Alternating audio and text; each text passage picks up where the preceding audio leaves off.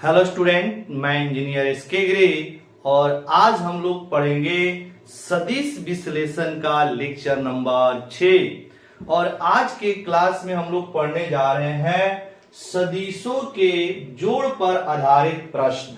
Clear? सब कोई अपना अपना कॉपी निकालिए और हम पहला क्वेश्चन लिख रहे हैं। इस क्वेश्चन को आप पहले खुद से ट्राई करेंगे, उसके बाद इसकी सॉल्यूशन को आप लोग देखेंगे।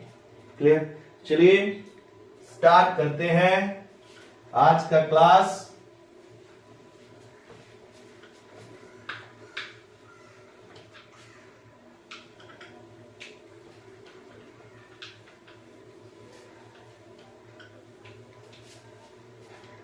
लिखेंगे फर्स्ट क्वेश्चन,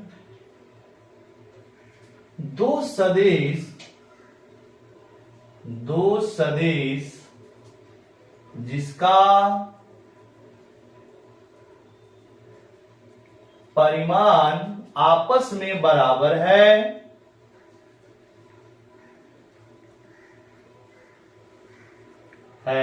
तथा इन दोनों सदिशों के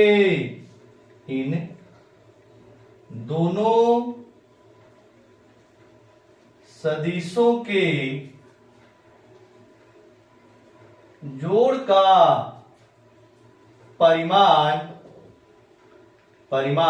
दिए गए सदिश के बराबर हो तो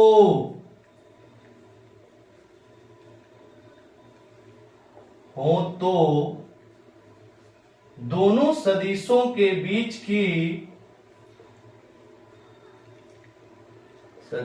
के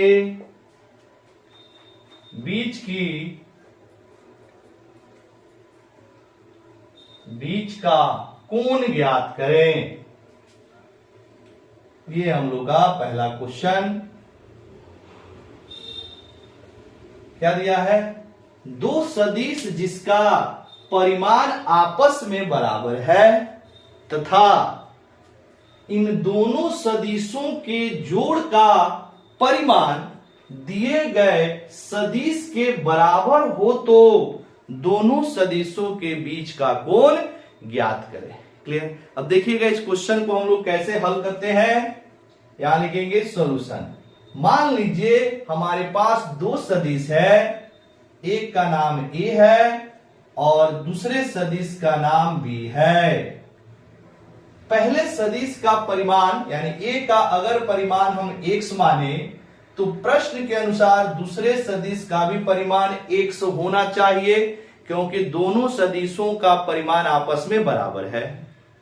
इसके साथ ही बोल रहा है कि इन दोनों सदिशों के जोड़ का जो परिमाण है वह भी x के ही बराबर होगा, क्योंकि दोनों सदिशों के परिमाण दिए गए सदिश के बराबर है। यानी कि यह आपका a प्लस b का जो परिमाण है वह भी x के बराबर है। तो पूछ रहा है कि इन दोनों सदिशों के बीच की कोण कितनी होगी। तो मान लीजिए दोनों सदिशों के जो बीच का कोण है वह थीटा है। हमने मान लिया दोनों सदिशों के बीच का कोण थीटा है। अब क्या करेंगे, इसमें जो सदिश जोड़ का फॉर्मूला होता है उसको हम लोग अप्लाई कर लेंगे। यानी कि a प्लस बी का जो परिमाण होता है वह root under a square plus B square plus 2ab cos theta के बराबर होता है। ठीक, अब हम लोग यहां पर a का जो मान है वह x है, b का मान x है और a प्लस b का जो परिमाण है वह भी x है। तो यहां पर लिख देंगे, इसके नीचे x हो गया, अब फिर रूट अंडर ये हो जाएगा x का square plus x square plus 2x cos theta, क्योंकि a और b का परिमाण जो है वह x के बराबर है। तो ये आ जाएगा आपका x is equal to x square मिलके 2x square plus 2x square cos theta. This implies x is equal to 2x² common हो जाएगा, तो यहां पर 1 बचेगा और इसमें cos थीटा बचेगा।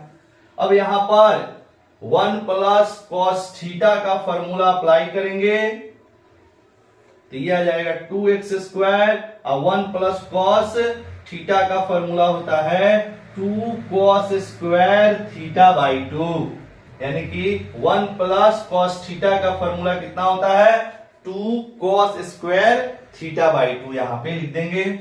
अब जब इसको और आगे हल करेंगे तो x बराबर ये 2 और ये 2, 2 दूना 4 हो गया, x² और cos² थीटा बाई 2। अब देखिएगा इन सबका वर्गमूल निकल जाएगा, सबका वर्गमूल निकाल लीजिए square root, x is equal to ये आपका 4 का वर्गमूल 2 हो गया, x² का x हो गया और cos² थीटा बाई 2 का जो वर्गमूल है वह cos थीटा बाई 2 है।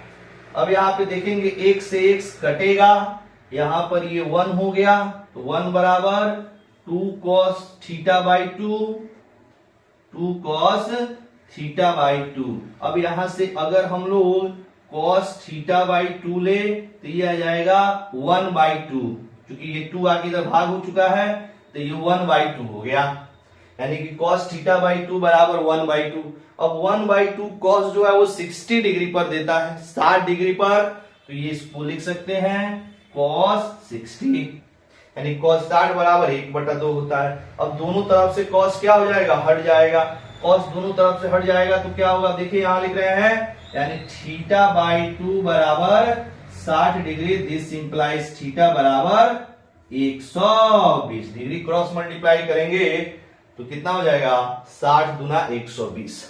ठीक, अब देखिएगा इस तरह के जो क्वेश्चन होते हैं इसका आंसर आप याद कर लेंगे, क्योंकि इस तरह के क्वेश्चन ऑब्जेक्टिव में पूछे जाते हैं और ये कभी बदलता नहीं है, इसीलिए इसका जो आंसर है वो याद कर लेंगे। मान लीजिए अगर आपको क्वेश्चन इस तरह दिया है कि दो सदिश जिसका परिमाण आपस में बराबर है तथा इन दोनों सदिशों के जोड़ का परिमाण भी दिए गए सदिश के बराबर है, तो इन दोनों सदिशों के बीच का जो कोण होगा वो कितना होगा 120 डिग्री। इसको आप याद कर सकते हैं ऐसे क्वेश्चन।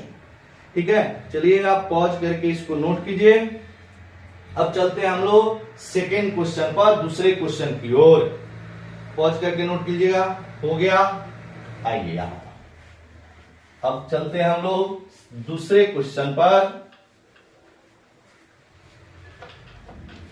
देखिएगा दूसरा जो क्वेश्चन है वह AIEEE के एग्जाम में आया हुआ है, यानी पहले जो all India engineering entrance examination होता था उसका क्वेश्चन है ये आपके सन 2002 में आया हुआ क्वेश्चन है। तो क्या क्वेश्चन है देखिए, बोर्ड पे लिख रहे हैं। दूसरा क्वेश्चन ये जो है आपका AIEEE 2002 में आया हुआ क्वेश्चन है। क्वेश्चन है दो सदिशों के परिमाणों का योग, दो सदिशों के परिमाणों का योग 18 तथा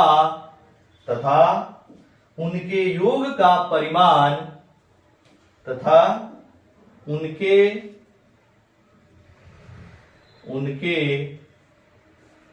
योग का परिमाण 12 है। 12 है, फुल स्टॉप। यदि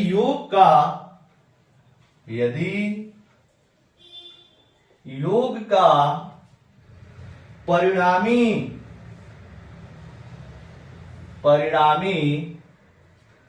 कम परिमाण वाले सदिश से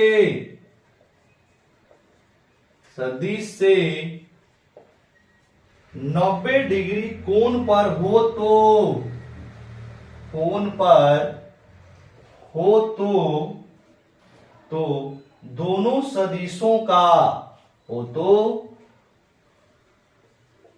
दोनों सदिशों का परिमाण ज्ञात करें। ये है क्वेश्चन। अब देखिएगा, इस क्वेश्चन के वाक्य को समझना है, इसके सेंटेंस को समझना है। सेंटेंस समझ गए, वाक्य समझ गए, फिर इस क्वेश्चन में ऐसा नहीं है कि बहुत कुछ है। सबसे पहले हम लोग क्या करेंगे, बारी बारी पढ़ेंगे, क्या दिया हुआ है उसे हम लोग लिखेंगे और हमें क्या निकालना है उसे हम लोग लिखेंगे। फिर चलेंगे अब इसके लिए हम लोग को कौन सा फॉर्मूला अप्लाई करना है, ठीक है, तब जाके ये आपका क्वेश्चन हल होगा, प्रश्न हल होगा।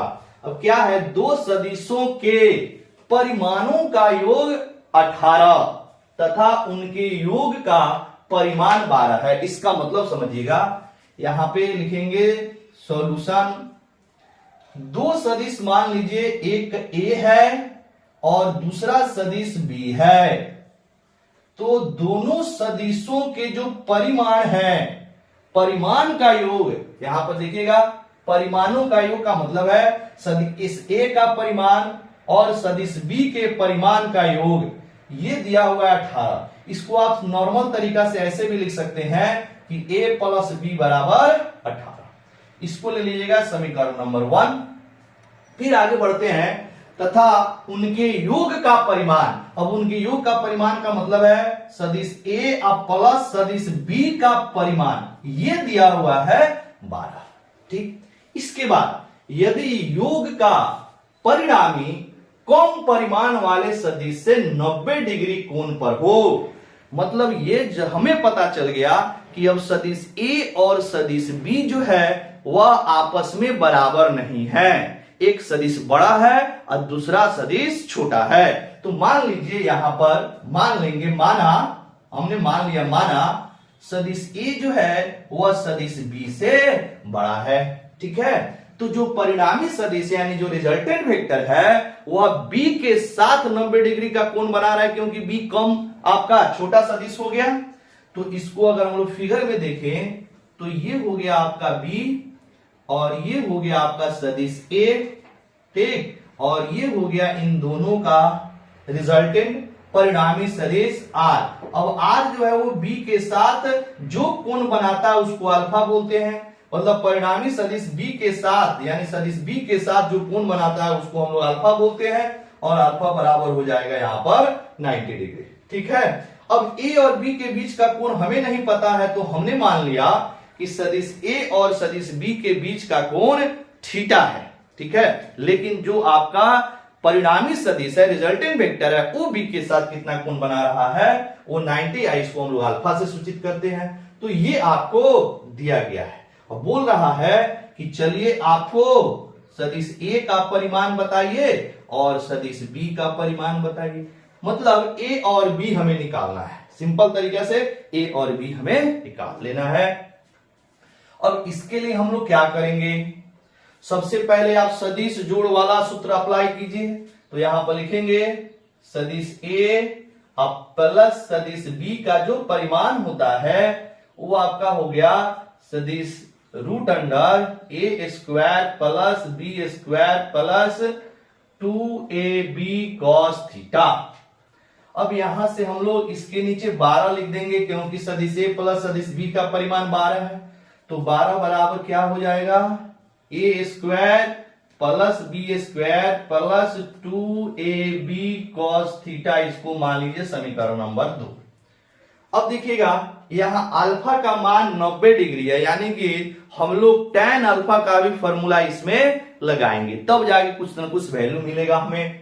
तो यहां पे हम लोग को tan अल्फा बराबर फॉर्मूला यूज करना होगा। तो हम लोग जानते हैं tan अल्फा बराबर होता है a sin थीटा बटा b plus a cos theta. अब देखिएगा यहां पर tan 90 डिग्री हो जाएगा, ये हो जाएगा a sin थीटा बटा में b plus a cos theta. अब tan 90 का मान होता है इन्फिनिटी, अनडिफाइंड, अनडिफाइंड या इन्फिनिटी, तो a sin theta divided by b plus a cos theta, यानी अनडिफाइंड जो है ये कब होगा, जब ये नीचे वाला टर्म कितना हो जाए, शून्य हो जाए, नहीं, नीचे वाला टर्म कितना हो जाए, शून्य हो जाए, तब ये अनडिफाइंड आएगा। यानी कि हम यहां से बोल सकते हैं कि ये जो b plus a cos theta का जो मान होगा वो शून्य होगा, नीचे वाला टर्म शून्य होगा, तो ये अनडिफाइंड यानी इन्फिनिटी के बराबर आएगा। अब क्या कर सकते हैं यहां पर, यहां से अगर हम लोग a cos थीटा की वैल्यू निकालें, यहां से निकल जाएगा a cos थीटा,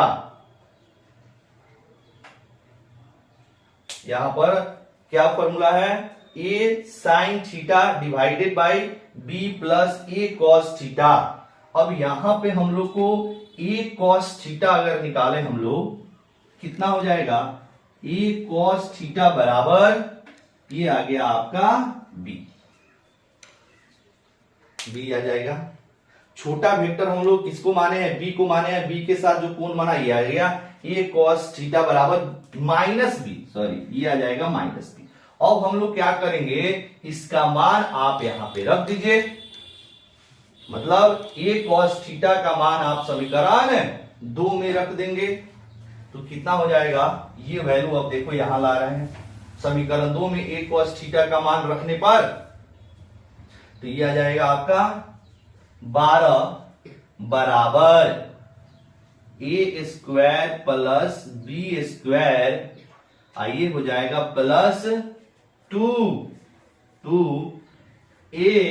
2b लिख दिया यहां पर, और a cos थीटा, देखो a और cos थीटा के जगह पे हम लोग लिख सकते हैं माइनस b, तो ये आ गया। अब जब इसको सॉल्व करेंगे तो ये आ जाएगा आपका रूट अंडर कितना हो जाएगा, a स्क्वायर, और ये देखिएगा ये माइनस b और ये b मिलके कितना हो जाएगा, माइनस b स्क्वायर, तो ये आ जाएगा आपका माइनस 2b स्क्वायर और प्लस b स्क्वायर मिलके माइनस b स्क्वायर। अब दोनों तरफ वर्ग कर दीजिए, दोनों तरफ वर्ग करेंगे, यानी यहां लिख सकते हैं दोनों पक्षों में वर्ग करने पर ये हो जाएगा 144 बराबर, इधर आ जाएगा a square plus a square minus b square, ठीक है, मतलब 144 बराबर हो गया a square minus b square, ठीक है। पहले यहां तक नोट कीजिएगा बाबू, अब मेरे पास जगह नहीं, ऊपर से थोड़ा मिटाएंगे,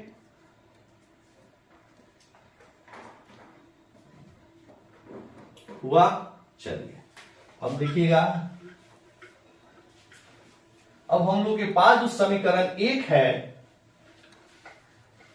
वहां से हम यहां पर जो आपका आया है समीकरण 1, यहां से b का मान उठा के यहां पे रख रहे हैं।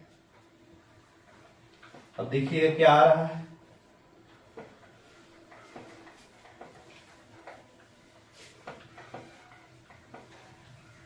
चलिए बोर्ड पे देखिएगा। अब इसको यहां से अगर हम लोग समीकरण 1 से देखें तो यहां से क्या आएगा, b या a बराबर या सॉरी b बराबर अगर हम लोग लिखें तो b बराबर हो जाएगा 18 माइनस a, b बराबर ये आपको a इधर जाएगा तो 18 माइनस a आ जाएगा। अब यहां पर इसको अब ले चलते हैं ऊपर, नाउ 144 बराबर a स्क्वायर की जगह पे हम लोग a स्क्वायर लिख दिया माइनस b स्क्वायर की जगह पे 18 माइनस a स्क्वायर लिखा। अब देखिएगा इसको हल करेंगे कितना आ जाएगा, 144 बराबर a स्क्वायर माइनस, और इसमें जो फॉर्मूला लगेगा वह a माइनस बी के होल स्क्वायर, तो 18 का स्क्वायर कितना होगा 324, ठीक, एक सेकेंड, b बराबर है 18 माइनस ए, इसका होल स्क्वायर है बाबू, होल स्क्वायर है, यहाँ पे गलती से लिखा गया स्क्वायर, होल स्क्वायर है, तो a माइनस बी का होल स्क्वायर, तो ये आ जाएगा आपका 324 प्लस ए स्क्वायर माइनस 18 गुना 36a।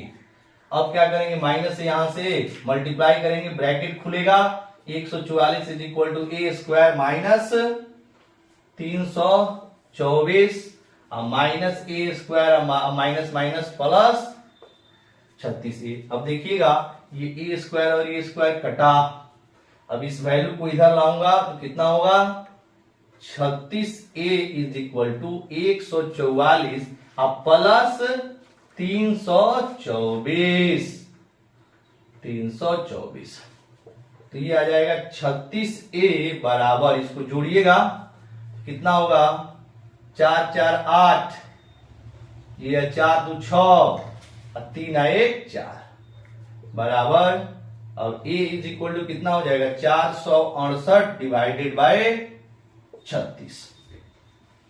अब इसको आप कटा के देखिए, ये 13 से पूरा पूरा कट रहा है, 13 हो जाएगा, यानी a बराबर 13 हो गया। तो समीकरण 1 में a का मान रख दीजिएगा तो b निकल जाएगा, a बराबर 13 हो गया। इसीलिए अब यहां पर हम लोग b निकालेंगे तो b बराबर कितना हो जाएगा, 18 माइनस a, मतलब 18 माइनस 13 बराबर 5, 18 माइनस 13 बराबर 5, यानी कि e का जो मान है, a का जो मान है वो है आपका 18 और b का जो मान है वो आ जाएगा हम लोग का 5। इसका आंसर हो गया a बराबर 13 और b बराबर 5, यही हम लोग का आंसर है। तो इस तरह से इस क्वेश्चन का आप हल कर सकते हैं। क्लियर, थोड़ा सा लंबा है लेकिन ऐसा नहीं है आपका डिफिकल्ट है। इस वैल्यू को एकदम बिल्कुल इसी प्रोसेस से आप हल करेंगे, आसानी से अपने जो वैल्यू आपको निकालना है वहां तक पहुंच जाएंगे। चलिए इसको नोट कर लीजिएगा बाबू, हो गया। अब हम लोग चलते हैं अगले क्वेश्चन की ओर।